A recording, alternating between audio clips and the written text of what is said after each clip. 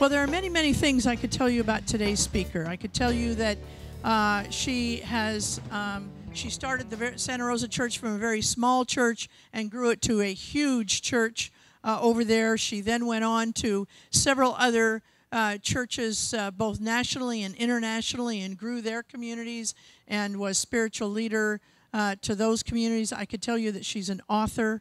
I could tell you that she's written several books, and that she is a deep speaker. I could tell you all those things, but here's what I really want to tell you, is that without this speaker, without this woman being on the planet, this church would likely not exist. You know, many years ago, I was unchurched, what we in the business call unchurched. They tell us when you get out of ministerial school, go look for the unchurched people. Well, I was one of those people. I was mad at church. I was mad at God. I was mad at religion. I was mad at clergy because I felt like I had been forsaken. I felt like I had been pushed out.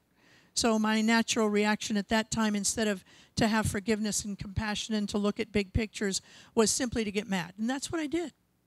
But, you know, I decided, for all the wrong reasons, one day to go to a church. And some of you have heard this story. I went to a church in Santa Rosa to impress somebody who was in the choir. You know, there came a time when you're cruising, stopped at the bars and went to church, but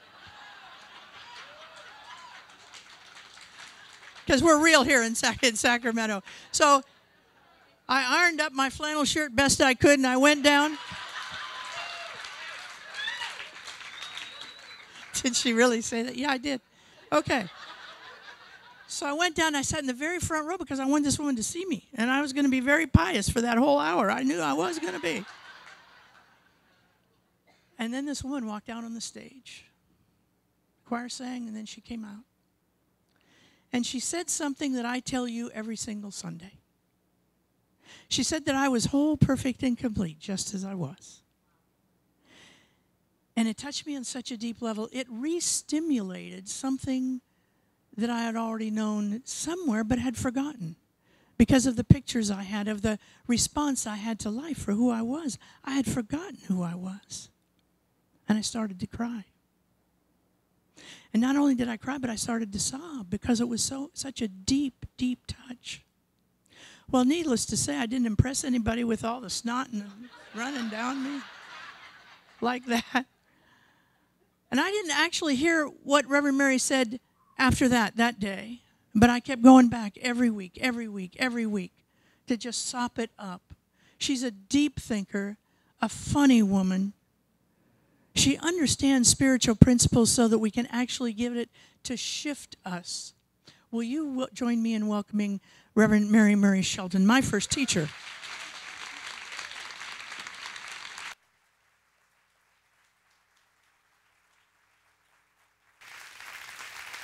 Thank you. Thank you very much. Thank you. Thank you all for having me back this Sunday. It's a delight. I didn't know when I was invited that Dr. Georgia Prescott was going to be here this morning. I don't know. I hope that you know that during this last week in Las Vegas at the convention, the Doctorate of Divinity was conferred upon your minister, who is now the Reverend Dr. Georgia Prescott.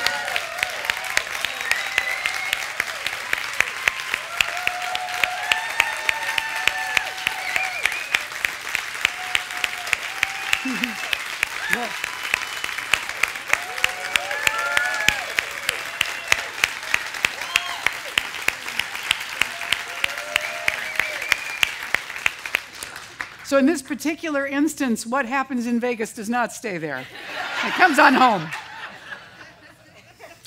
I want to talk to you about the heart of the matter this morning. You know, the song says the heart of the matter is forgiveness, but I don't think that's true. I think forgiveness is a bridge, and the heart of the matter is love. Because that divine presence that exists is an intelligent vibration of love, more than we can imagine or hope for, higher than our most wonderful experience of love. Now, I want to invite you to do something. I want to invite you to put your hands out like this and imagine that you could put in your hands right now everything you're mad about, everybody that you've judged, and for very good reasons, I know you have,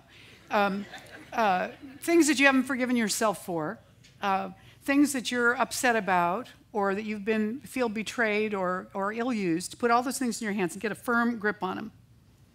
Okay, now, as you're holding on to those things, I'm going to invite you to do this with them. Just do that. All right, and now, you see, you're available to receive something because your hands are not full. In the releasing, we then make ourselves available. So I want you to put your hands out like this and imagine that all of that love that you desire and want in your life and the sourcing from Spirit and the abundance and the wisdom and the joy that you want in your life is being placed right in your hands right now. And I'm going to invite you to take that and put it into your heart. This is what we're made of. This is the heart of the matter. You can put your hands down now unless you want to keep them there. This is love. This is what it's about. And the process of love, there are two things I'm going to talk about today that assist us to really come deeply into the heart of the matter. One of them is releasing, and one of them is receiving. You see, the process of releasing, I think one of the key pieces to it is forgiveness. Forgiveness of ourselves and forgiveness of other people. So that requires some practice of releasing. Now, I heard about a minister, a preacher, who was giving a sermon, and he was on fire. There was spit flying, we were talking about earlier. And he was on fire, and he was preaching about forgiveness. And so after he talked quite a long while, and he thought he had lit up the congregation, he said, now, how many of you have now forgiven your enemies? And about half of them raised their hands. Well, he thought, well, that's not good enough. I've been really talking up a storm here. So he talked a while longer. Now it was well past lunchtime. And so the next time he said, now, how many of you now have forgiven your enemies? And about 80% of them raised their hands. So he talked some more. And he exhorted them, and he quoted scripture, and he went on. And so by the time he asked the third time, 100% went up except for one little old lady sitting out in the middle. And he said, Mrs. Jones, you still not willing to forgive your enemies? She said, I don't have any. He said, Mrs. Jones, that's very unusual. He said, how old are you, honey? She said, I'm 93 years old. He said, come on up here, Mrs. Jones. Come up here and stand on the platform with me. I would like to have you tell our congregation how someone can live 93 years and not have any enemies. And so Mrs. Jones got up, and she came on up, little sweetheart, climbed the stairs, and she stood up next to him, and she said, it's very simple, really. I outlived all the old hags.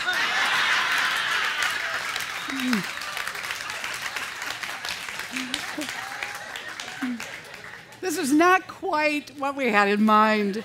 The image of forgiveness is something a little different than that. You see, she wasn't practicing forgiveness. She was practicing attrition. And there was a difference between those two things. Bernie Taupin, who was the songwriter, the lyrics writer for Elton John, wrote, love is the opening door. Love is what we came here for. No one could offer you more. Do you know what I mean? Have your eyes really seen?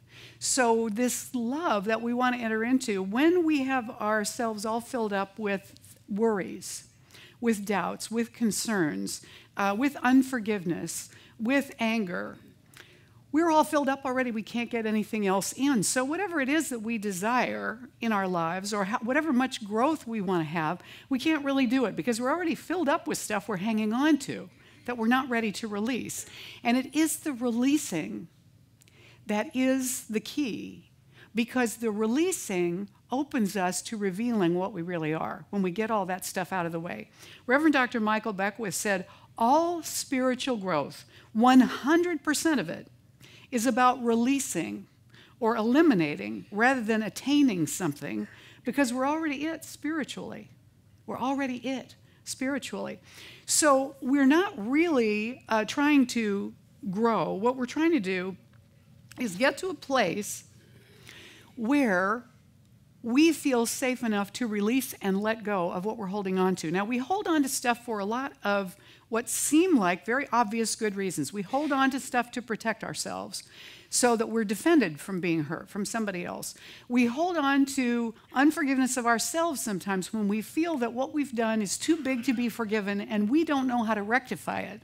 And so we think, well, that's it. I can't do any better than I've done, and that hurt is out there, and I'm stuck with it.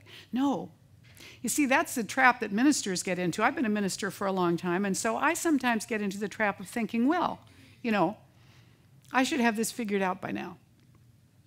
I should be able to do whatever work I need to do without any other help. God can have that side of the universe, this corner I'm covering over here. I got it. And it never works for me because I get to the point where I'm overwhelmed thinking that I have to do it all. Do you know what I mean? Yeah? And so in the process, what I need to do sometimes when I don't know how to rectify a mistake that I feel like I've made, something I regret that I feel bad about, but I'm not sure what to do or I haven't been able to accomplish it, what I need to do is give it up to Spirit. Whatever made me think that Spirit was bound to the same time and space as I am, that Spirit couldn't get right in there and create a healing in the midst of that pain or darkness right there.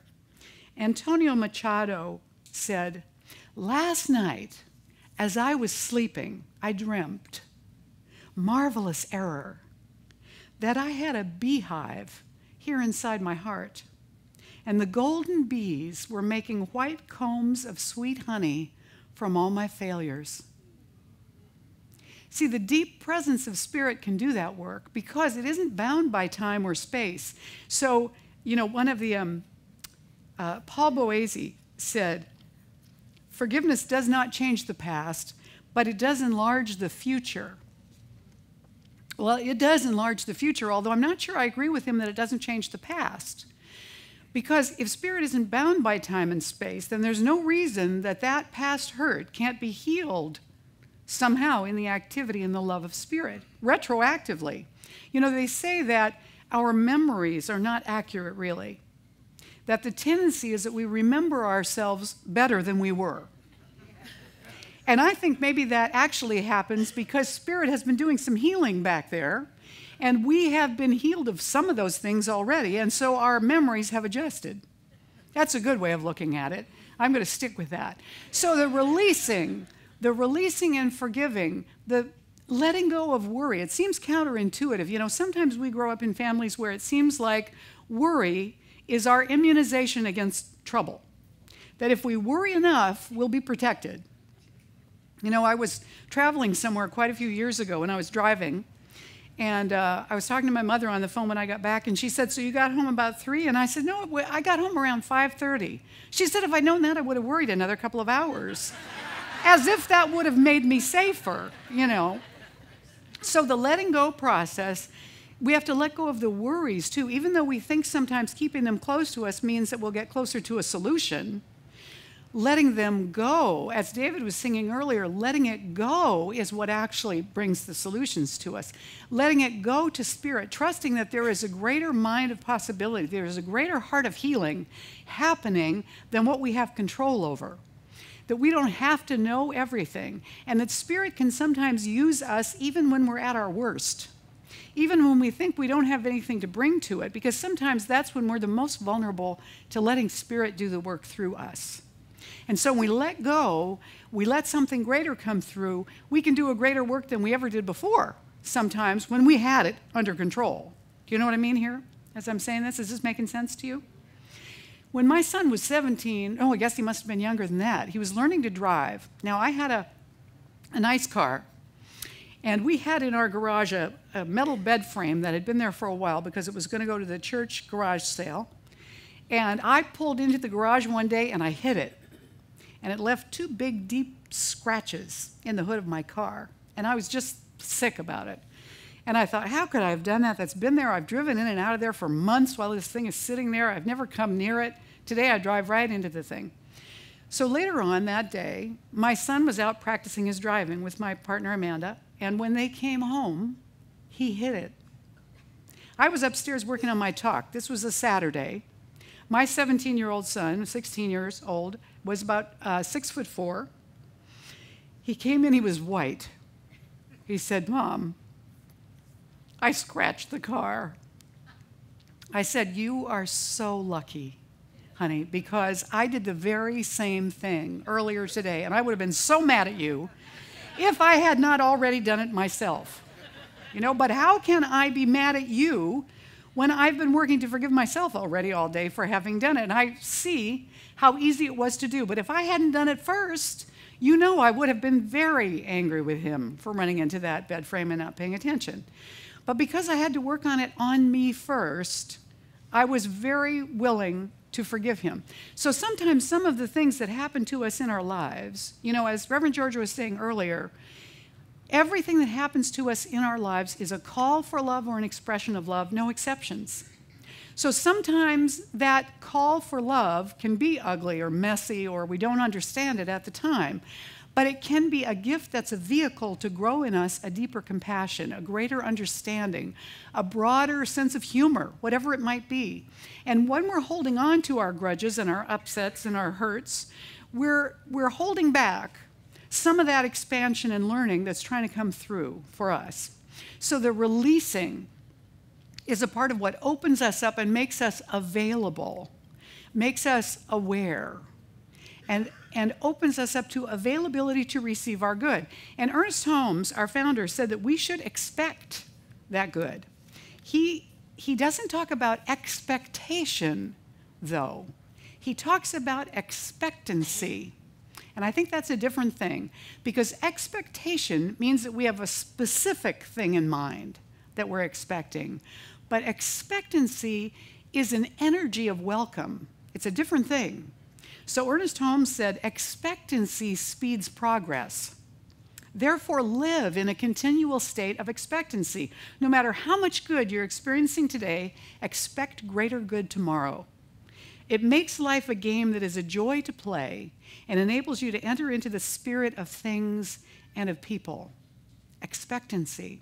So we want to be expecting the great good of life to come to us, and it will be tailored specifically to us. Now, here's the reason why Spirit wants to bring that good to us. Because sometimes we get the idea that Spirit wants to test us or make us prove ourselves, and so Spirit's going to hang back and wait to see how we do, and maybe like Job, throw some little nasties into our lives to see how we weather all that and if we'll be faithful. But that's not God at all. That's stories about how human beings act. That's not what God does. Here's why. God is all there is. So for God to withhold from you, God would be withholding from itself, which wouldn't make a lot of sense. The other thing is that God does not have a limited supply, and so it has to be doled out in a stingy manner. There is infinite supply and possibility available all the time for every single one of us. And Spirit has a natural energy of expressing itself. And every single one of us is a unique expression of that one. And Spirit has need of us, in that sense, to be fully expressed, because it wanted to be expressed as fully as you and as me and as Dr. Georgia and as Reverend Betsy as possible.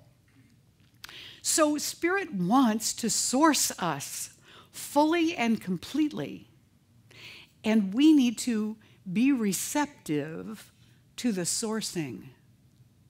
To be receptive to the sourcing. Now, how many of you consider yourselves to be excellent at receiving? Raise your hand. Anybody feel you could improve? Yes, okay.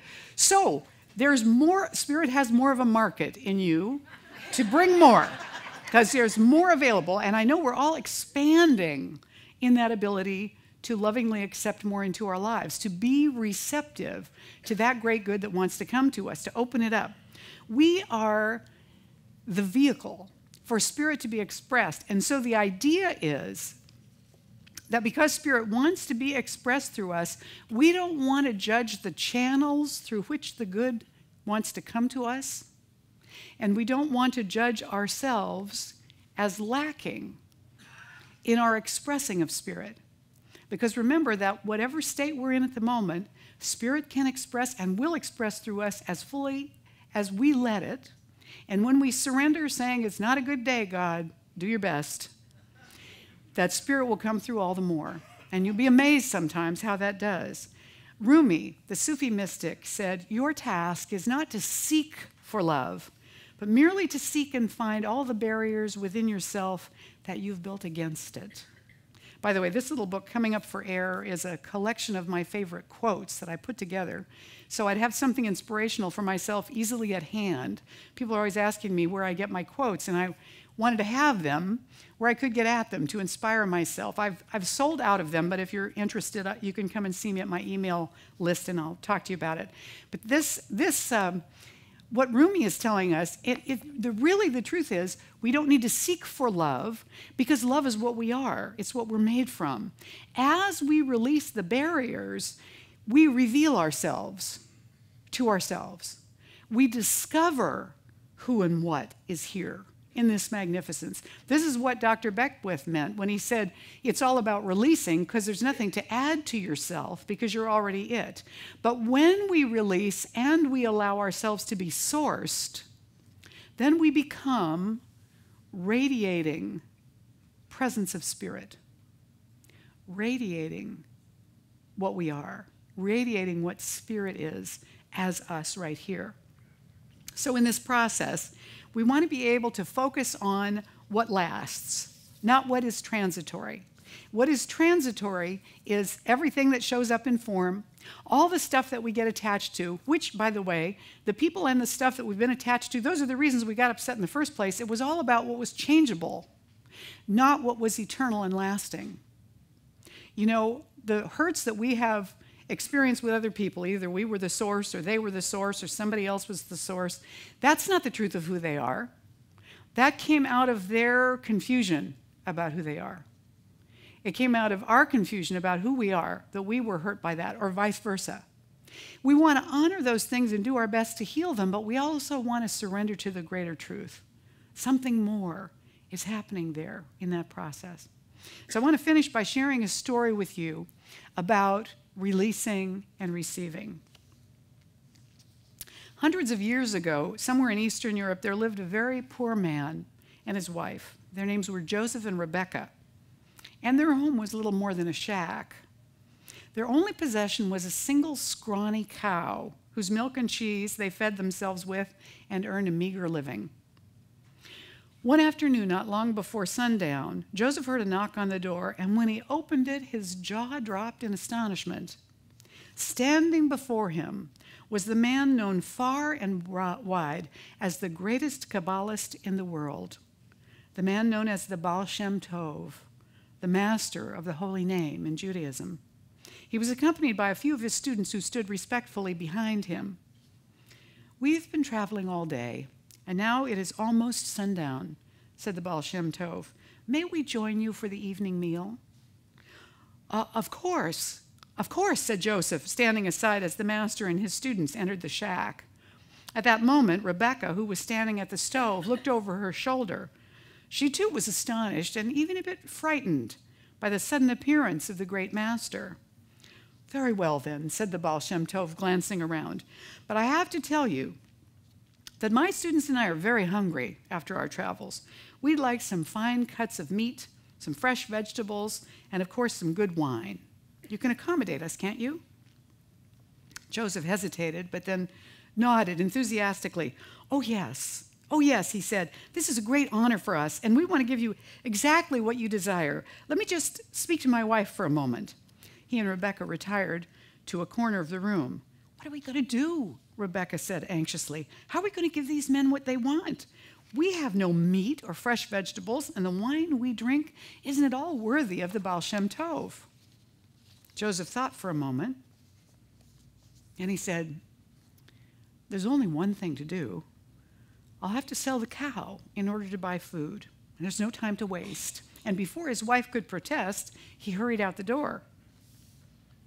Within the hour, Joseph returned with his supplies for exactly the sort of meal the Baal Shem Tov had described, and Rebecca hurried to prepare it. But as the great Kabbalist began to eat, Joseph and Rebecca were amazed at how he ate and ate and drank and drank.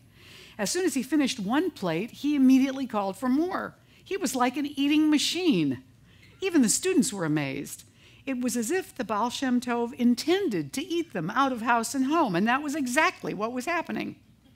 After downing the very last morsel, the Baal Shem Tov pushed his chair back from the table and got to his feet. That was delicious. Thank you very much, he said. Now we have renewed energy for the road, so we'll be on our way. And in a flash, he and his students were gone, just as suddenly as they'd arrived. Well, this is a fine mess, said Rebecca, when the door had closed behind the departing visitors. Now we really have nothing, not even that scrawny cow. What are we going to do, Joseph? We're going to starve. And unable to bear the sight of his weeping wife, and having no idea what to do, Joseph opened the door and stepped out into the cool night air. Soon he found himself walking through the forest with no real idea of where he was going. How was he going to solve the terrible dilemma he and Rebecca were now facing? Then, without thinking, he closed his eyes, fell to his knees, and began to pray. From the bottom of his heart, he prayed for all the things he had never had, not just for himself, but for his long-suffering wife as well.